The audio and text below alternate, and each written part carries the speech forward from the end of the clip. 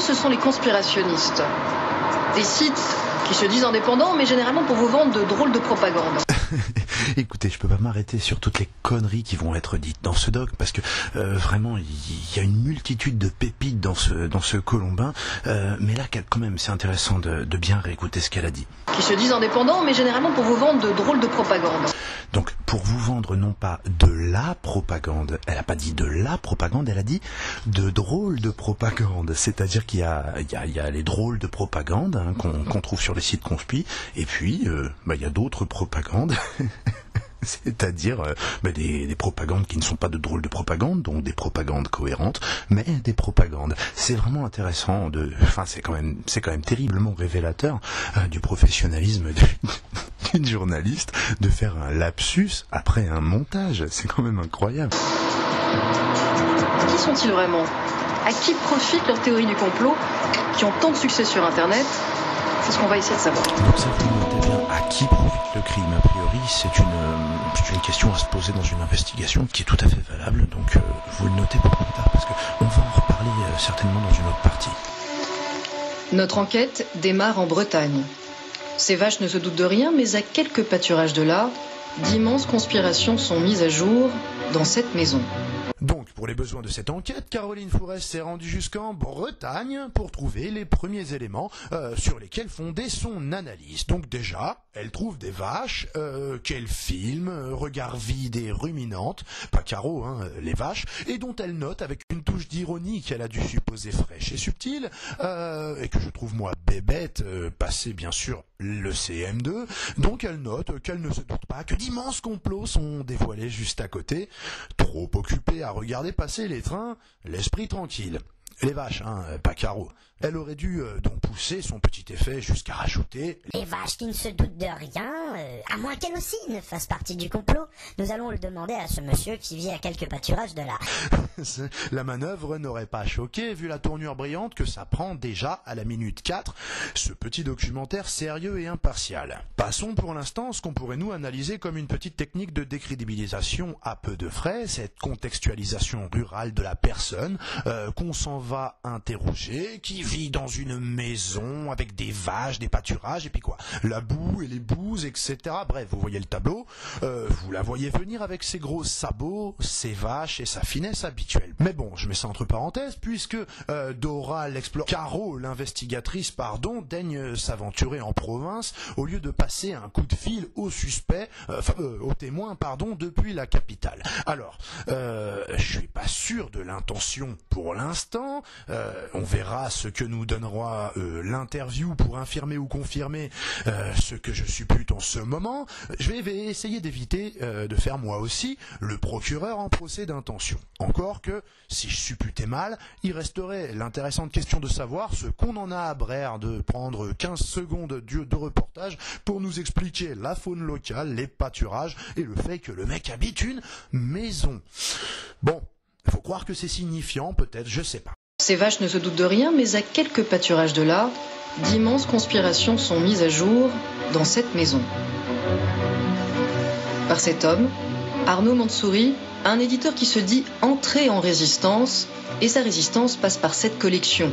Des livres vous promettant d'étonnantes révélations sur l'apocalypse ou le terrorisme, une idée née avec l'attentat du 11 septembre. Donc ce monsieur avec lequel Caro a décidé d'ouvrir le bal consent, lui, bien naïvement peut-être, à ouvrir sa porte à Caroline Fourest, qui vient tout exprès de Paris, lui dit-elle, pour filmer son intérieur certes, mais aussi pour l'interroger et comprendre sa vision des choses et mieux cerner le conspirationniste type, fou, pas fou, obsédé par quoi, en particulier ou partout en général, etc. Bref, il accepte, il fait entrer Caroline Fourest chez lui, nous offrant donc le spectacle curieux, à contre-cliché d'un spécimen d'une variété rare, du parano-conspirophage vulgaris, dont la spécificité semble d'être assez peu méfiant vis-à-vis des médias dominants et des journalistes bien en cours, qui ferraillent ouvertement, à qui mieux et sur tous les toits avec les gens comme lui. Enfin, à propos de gens comme lui, car Caroline nous a démontré qu'elle pouvait ferrailler toute seule, courageusement, Toujours. En tout cas, Caroline Fourest, avant de lancer l'interview de ce conspirationniste très accueillant, prend la peine d'évoquer la collection de livres édités par ce monsieur Mansouri, avec travelling éclair sur les couvertures. Allez, vas-y, essaye de lire tous les titres dans le temps qu'elle te donne. Allez. Et sa résistance passe par cette collection. Des livres vous promettant d'étonnantes révélations sur l'apocalypse ou le terrorisme, une idée née avec l'attentat du 11 septembre. Travelling donc sur une quinzaine de ses bouquins, et la Caro en voix off, donc dans le dos du mec, au montage. Des ouvrages qui vous promettent des révélations sur l'apocalypse et le 11 septembre. La caméra finit sa course donc sur 2 bouquins censés être les bouquins incriminés, puisqu'ils sont choisis pour illustrer cette phrase à ce moment précis. Sauf que là, on a un gros problème, et on en a même plusieurs, et ils sont tous de nature à bien établir à tout jamais vos degrés et niveaux de crédibilité, de déontologie et de culture générale, je n'ose pas encore dire d'intelligence. Ceux qui me connaissent ont remarqué que je commence assez soft dans le choix de mes qualificatifs.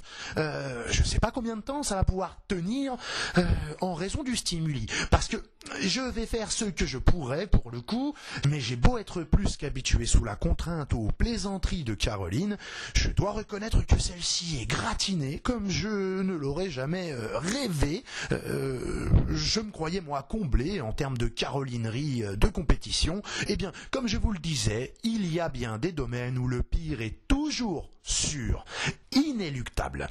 Le pire, le fait qu'apparaissent à l'image ces 2 bouquins l'un sur l'autre, et isolés par Caroline, fait de ces 2 titres la preuve majeure qu'elle a choisie, comme quoi les 2 thèmes formeraient la pierre angulaire, la double obsession majeure, irriguant toute la collection qui, je crois bien, était notamment géopolitique, économique. Attends, j'ai lu sortie de crise. Vous êtes sûr que ça parle du Pentagone ou de l'apocalypse? Sortie de crise? Enfin, je suis pas sûr, mais comme je le disais, vous êtes passé tellement vite sur les autres bouquins aussi que je fais ce que je peux. Donc on croirait presque d'ailleurs qu'il fallait pas qu'on les voie ou qu'on puisse vérifier, à croire que ça n'abondait pas tout à fait dans le sens que vous aviez choisi de faire le vôtre. Mais attendez. Restez un peu, nous n'avons pas fini d'admirer ensemble l'enquête modèle que vous nous avez fournie. Je disais donc, je suis pas complètement sûr des thèmes abordés, vous avez tout fait pour, mais il me semble quand même que c'est assez grave de réduire ce que je crois avoir identifié comme au moins 5 ou 6 thèmes différents de 10 ouvrages à 2 thème majeur. Donc, ce qui est aussi grave à mourir de honte, c'est de les réduire à 2 thèmes majeurs, dont un que vous sortez de votre chapeau. Vous faites plus que de nous dire A plus B plus C plus D plus E plus F égale A. Vous êtes en train de nous dire A plus B plus C plus D plus E plus F égale A et X. Voilà, c'est l'équation que vous avez réalisée sous nos yeux avec votre petit commentaire. Donc là encore, c'est assez signifiant sur l'attention qu'il faut vous porter. Bon, quand vous nous dites révélation sur l'apocalypse, pourquoi je dis X? Pourquoi je dis que vous le sortez de votre chapeau? Parce que quand on dit révélation sur l'apocalypse, il faut pas jouer les andouilles. Tout le monde comprend fin du monde. Avec la dimension mystique en plus, c'est un terme éminemment, incontestablement religieux. Point barre. L'apocalypse, c'est comme ça. Je le précise pour éviter qu'un filandreux ne m'accuse de détourner le sens de ce que disait Madame Fourest pour faire croire qu'elle a menti ou qu'elle s'est trompée au-delà de l'acceptable à son niveau professionnel, car un marquis crémeux a dû vous le dire à tous, et surtout à elle, les mots ne sont pas des flatus vodi, ce ne sont pas des mouvements de lèvres, et donc apocalypse, sauf adjonction d'un autre mot pour créer un groupe nominal désignant quelque chose d'autre que l'apocalypse au sens premier, entendu hors périmètre de la mauvaise foi ou de l'inculture crasse, eh bien c'est un terme sans équivoque. Je veux dire, on parle même pas d'anéantissement de toute vie sur Terre, c'est régler un météorite dans la face, un produit chimique ou une maladie qui bute les 8 milliards de cons qu'on est, c'est pas l'apocalypse, c'est à la limite la fin du monde. Je dis ça pour anticiper les commentaires à ce que je vous ferai remarquer tout à l'heure. Je précise ça parce que madame, moi de mon côté aussi, sans prendre le train, je vais vous en apprendre une bien bonne qui vous intéressera peut-être, mais qui intéressera certainement les spectateurs. Parce que figurez-vous, mademoiselle, vous qui plus tard apprendrez de la bouche d'un confrère que les bases du journalisme, c'est donc, comme on le dit à l'école de journalisme, on l'a entendu à peu près à la pause cigarette, on est déjà au courant le premier jour de la rentrée, eh bien, le métier, c'est recouper ses sources, se documenter, gna gna gna, etc., son slip sur la tête. Eh bien, figurez-vous que, contrairement à la toute première information précise et documentée que vous donnez, il se trouve qu'aucun bouquin de la collection dont vous parlez n'aborde l'Apocalypse. Aucun. Ceux qui sont sous vos yeux, que vous filmez très vite pour preuve de ce que vous avancez, eh bien, eux non plus. Ils ne parlent absolument pas de ça. Visiblement, ça s'est passé dans votre tête. Comment je le sais? Eh bien, sachant que je ne suis pas journaliste, je ne suis pas habilité à m'exprimer en public, gna gna gna gna, et sachant que j'ai pas eu le temps, moi, de lire les titres, vous ne nous en avez pas laissé le temps. Donc, attendez, venez voir, je vais vous montrer un truc dément qui va peut-être vous servir et vous préserver du ridicule plus tard, et qui vous a peut-être aussi échappé à force d'accuser Internet d'être tout un tas de trucs horripilants et fascistes, bien entendu, mais qui peut encore, si on veut, servir à faire vite fait le micro-minimum syndical du journalisme, même stagiaire. Je suis embêtée, je vais interviewer un conspirationniste dans le cadre de ma super enquête à moi toute seule, mais oh là là, j'ai pas son bouquin sous les yeux, c'est embêtant, j'aurais bien fait style de le surligner et tout, prendre des notes, ça aurait été trop classe. Bon, j'ai regardé dans ma bibliothèque, il y est pas. Oh, j'ai fait un tour dans l'autre pièce, j'ai fermé la porte, j'ai attendu un peu, hop, je suis revenu, toujours pas. Il a pas poussé dans le creux de ma main par magie non plus, pourtant j'ai frotté fort et longtemps. Oh là là, j'espère que c'est un bon gros taré qui édite des élucubrations, ce serait pratique que j'en trouve sur place et que ça corresponde à ce que j'ai envie. Donc je suis embêtée, les déplacements en train sont budgétés mais pas le prix d'achat d'un bouquin. Mais c'est pas grave. Regardez comment je fais moi. J'ai Internet, je sais pas vous, je suppose que vous aussi, et regardez, franchement c'est fastoche et puis ça va vite de vite. En tout cas, ça va plus vite qu'un trajet aller-retour en train et le déplacement sur place. Regardez, édition la 2001, clic clic clic, clic clic. Tada! La liste des ouvrages avec quelques lignes du synopsis de chacun en moins de 10 secondes. Elle est pas belle, la vie? À moi, ça me permet donc de vérifier ce que j'étais en train de dire. Pas plus de bouquins sur l'Apocalypse dans la collection des éditions La Demi-Lune de Monsieur Mansouri que de fours crématoires en Syrie livrés clé en main par l'Iran en plein conflit, puisque ce fut l'une des dernières illustrations de la déontologie de Caroline en tant qu'éditorialiste au monde.fr. Donc, tac, tac, tac, clic, clic, clic, ça peut être utile. Ne serait-ce que pour faire style. Je travaille sur ces questions depuis des années et ce sont des combats qui, comme vous le savez, laissent peu de loisirs. Bah ouais, et surtout pas le loisir de lire un bouquin de temps en temps. Ne serait-ce que pour pouvoir en parler sans passer pour une andouille. Pensez-y la prochaine fois. Honnêtement, ça étoffera le personnage parce que, je répète, regardez bien, les livres de la collection ne parlent absolument pas du 11 septembre uniquement. C'est un mensonge et plus que ça, ils ne parlent pas du tout d'Apocalypse. C'est un mensonge aussi. Qu'il soit conscient ou non est une autre question et on va y réfléchir. Parce que, et là, ça devrait intéresser, il me semble, tout employeur en quête de collaborateurs au moins sérieux, instruits et pourquoi pas cultivés pour travailler donc à leurs journaux ou leur je ne sais quoi, que tout le petit milieu journalistico-culturel et autres pétomanes sophistiqués se rendent bien compte, que la France entière, que le monde et l'univers se rendent bien compte à quoi nous avons affaire. Le seul livre dont le titre semble faire le lien avec le commentaire à propos de l'Apocalypse, etc., c'est celui-ci. Et il n'y en a aucun autre. C'est d'ailleurs bien lui qu'elle avait déjà isolé dans sa vidéo, en dessous ou à côté de celui sur le 11 septembre. Donc, Internet, pensez-y. Pim, poum, après avoir vérifié les ouvrages constatant que le titre n'est pas Révélation sur l'Apocalypse, mais Apocalypse agent orange, pim, poum, 15 secondes de plus, on n'a qu'à cliquer n'importe où, Wikipédia même si on veut, mais on n'est pas obligé si on aime bien l'UPR pour l'instant. Bref, clic, clic, clic, et encore une fois, tadam, on a l'info et l'on évite de passer pour la pauvre fille qui fait l'intellectuel engagé en remarquant même pas le terme agent orange après Apocalypse et en ne comprenant pas visiblement que ça dissipe forcément toute possibilité pour ce bouquin de parler de révélation sur l'Apocalypse avec un grand A. Allô ? C'est pour ça que j'en appelle, moi, à la galaxie, des radios, des journaux, là, qui sont mal en point, paraît-il. Et pour cause, si les lecteurs se rendent compte qu'ils ont plus de culture générale en travaillant à autre chose que vos journalistes, en étant en principe payés au nom d'une certaine culture générale et d'une certaine connaissance du monde, vos derniers lecteurs vont se barrer, un peu vexés, d'être pris pour des cons par des cancres. Enfin, réveillez-moi ou placez-moi dans un coma artificiel, parce que là je peux plus. Qu'est-ce qui se passe ? De nos jours, on peut être journaliste en n'ayant pas la moindre idée de ce qu'est l'agent orange.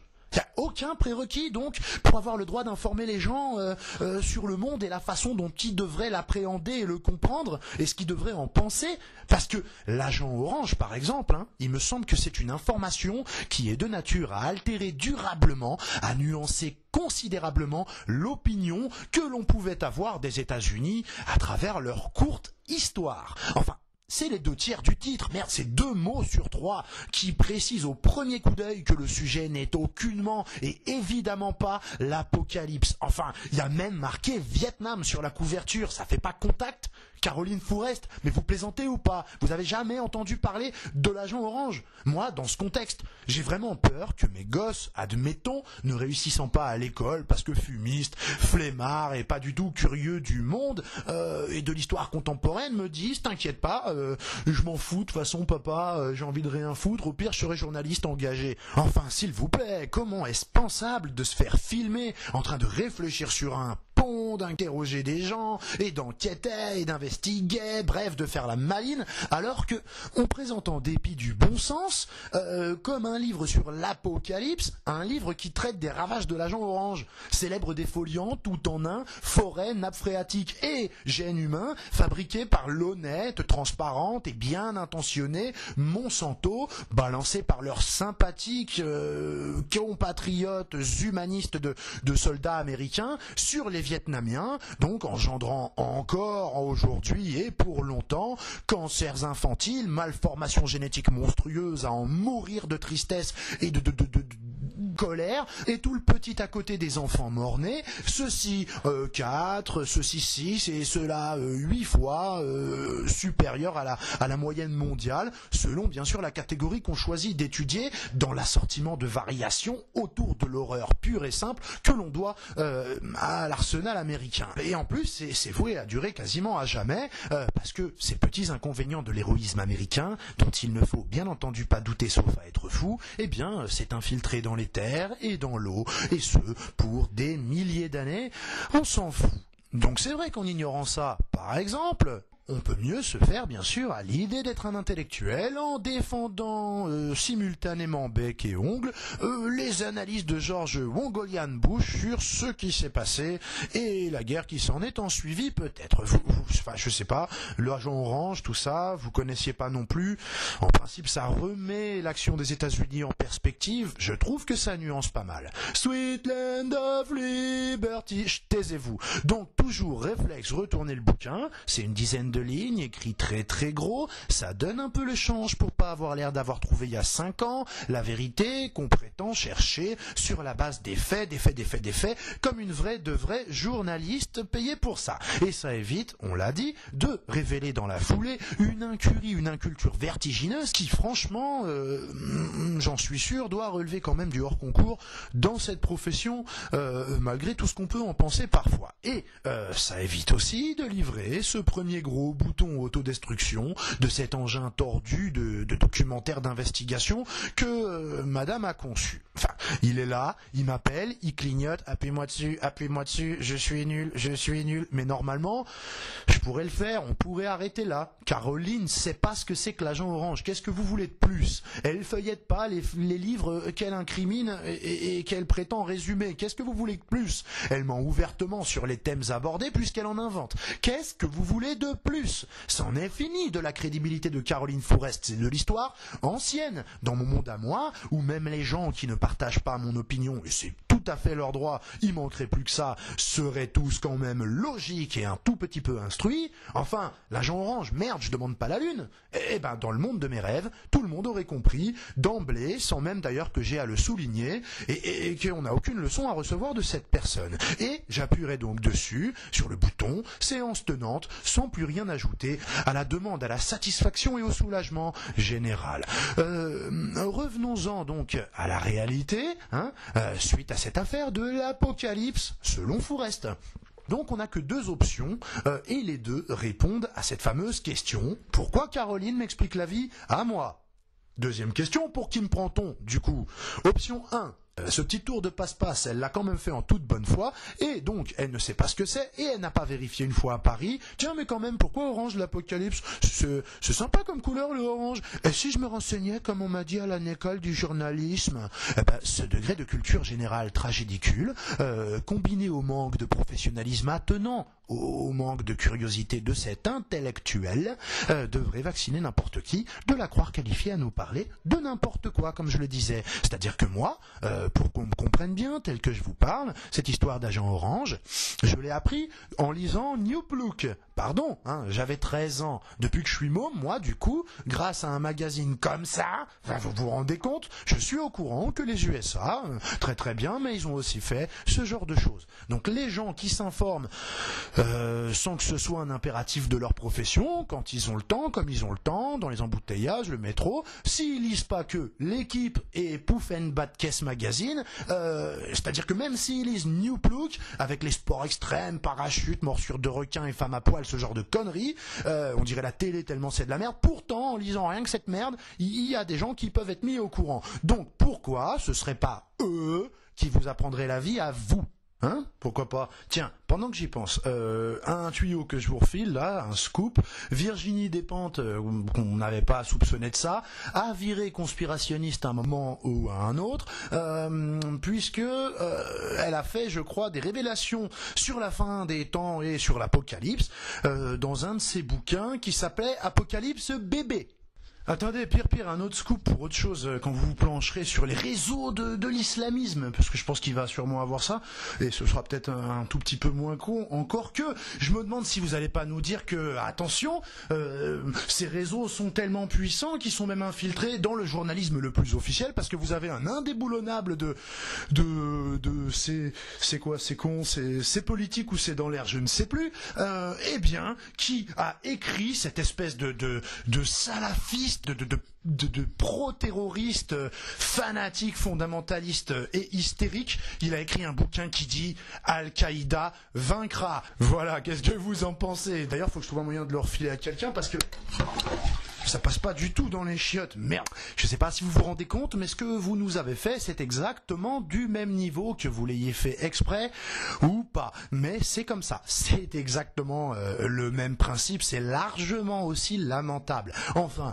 une biographie d'une chanteuse morte que vous ne connaissez pas, style Poufy Klaxon, l'étoile filante, vous allez le présenter comme un traité d'astronomie sur les météorites, ou vous allez vous demander quand même, avant de vous décocher une autre ineptie dans le pied, mais au fait c'est quoi exactement Poufy Klaxon, si je vérifiais? Bref, je ne fais que me poser la question, je n'ai pas la réponse, mais dans le doute, j'espère quand même qu'une de vos copines ne va pas écrire téléphone sur votre fer à repasser branché pour en avoir le cœur net, en pariant avec les autres à 10 contre 1 que... Non, quand même, ça peut pas être à ce point-là. Si? Non. Ou alors, option 2. Et alors, c'est encore pire. Vous avez intentionnellement tout à votre envie de démontrer quand même que ce type d'ouvrage, quel que soit leur titre, tournerait quoi qu'il en coûte autour de l'apocalypse et du 11 septembre, et vous avez choisi, peut-être en désespoir de cause, face à des titres trop peu parlants pour aller dans votre sens, Chronique de Gaza, la parabole d'Esther, la fin de la croissance,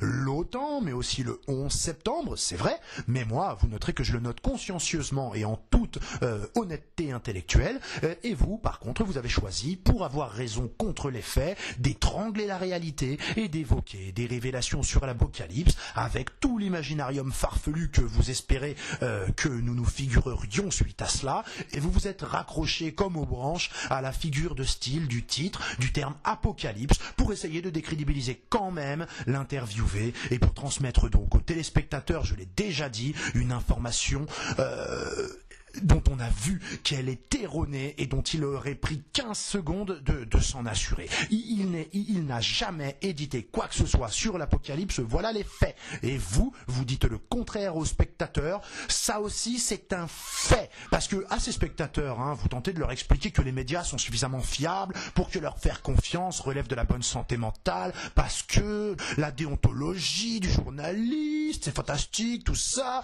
c'est le contraire de la propagande complotiste, qui sont dans l'approximation, toujours orientés dans le fait de faire mentir des faits détournés, blablabla, qu'il faut donc les combattre avec les faits. Et à la première occasion, Fourest nous fait ce coup-là, et il est énormissime. Des livres vous promettant d'étonnantes révélations sur l'Apocalypse ou le terrorisme. Merci Caroline. Cette dernière observation me fait remarquer que cette deuxième option, option consciente, option 2, manipulation intentionnelle, au fond, nous ramène très vite à conclure que l'option 2 implique forcément l'option 1, parce que quand même, vous savez, démasquer un mensonge avéré, c'est déjà ça, mais en l'occurrence, c'est le vôtre.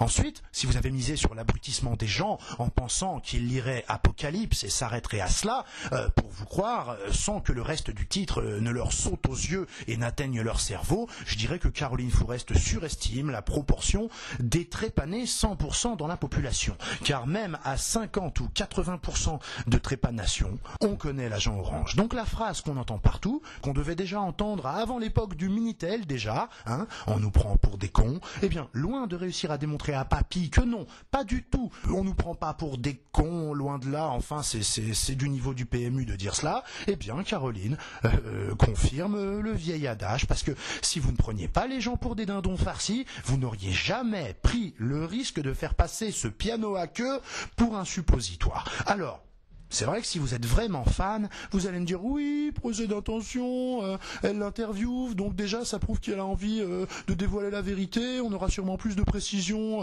sur ce qu'il est dit, etc.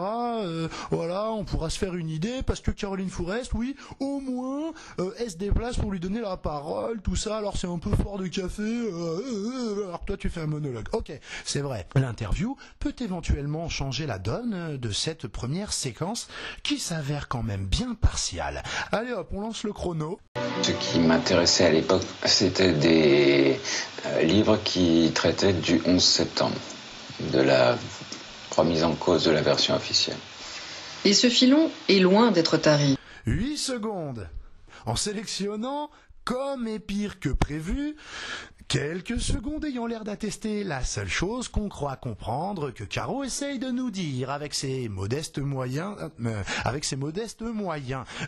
C'était bien la peine de se trimballer toute la vadrouille jusqu'à là-bas en Bretagne avec les vaches pour filmer les pâturages et tout ce bordel plus longtemps que ce que l'on garde au montage de l'interview qu'on est venu faire. Comme quoi, les vaches, c'est bien ce que je disais, vu que l'interview c'est 10 secondes et qu'on a filmé les vaches quasiment aussi longtemps, eh bien c'est soit là pour faire joli, soit pour tenter, comme je le craignais, un truc très parisiano-centrique, une petite pecnotisation préalable du mec à qui on rend visite, et qu'on filme pour lui faire après coup le coup classique de la coupe au montage Vislard dévéreuse en catégorie grand luxe. Dans le jargon professionnel, je crois que ça s'appelle la savonnette infernale, un coup pareil. Alors oui, tout réfractaire à l'idée d'opinion obligatoire est bien paranoïaque, on va le voir par la suite, mais celui-là, qui s'attendait pas à ce que 40 minutes d'interview soient passées à la broyeuse Caroline Fourest pour ressortir sous forme d'une petite crotte de 15 secondes, eh bien, ça nous prouve qu'il y a bien une gradation dans la pathologie conspirationniste, un delta entre voir des complots à tous les coins de rue, dans son assiette au resto, etc., et faire confiance à Caroline Fourest, quand même. Donc, je ne prévoyais pas de faire plusieurs parties à la base, mais je crois que je vais bien être obligé même de faire un résumé avant d'entamer les autres parties, parce que devant l'ampleur du chantier, avec les pépites qu'on trouve là dans ce colombin, je me sens obligé de prendre l'exact contre-pied de Caroline Fourest dans cette séquence. C'est-à-dire que moi, je vais pas l'accuser d'être malhonnête parce que je l'ai décidé au départ, en cherchant à tronquer 8 secondes de citation parce que j'avais clairement décidé le matin que c'était comme ça. Non, je prends moi le temps d'expliciter ce en quoi ceci est tellement démontrable et démontré qu'elle le démontre toute seule. comme une grande en début d'enquête, option 1 ou 2, vous choisissez. J'ai cru comprendre que c'était non pas l'usage en journalisme, mais au moins la chorégraphie de base à exécuter en même temps qu'on fait le job officiellement. Donc je reviens sur ce que je disais à propos de C2G, qui avait placé la barre si haut que Fourest en comparaison la jouerait certainement soft.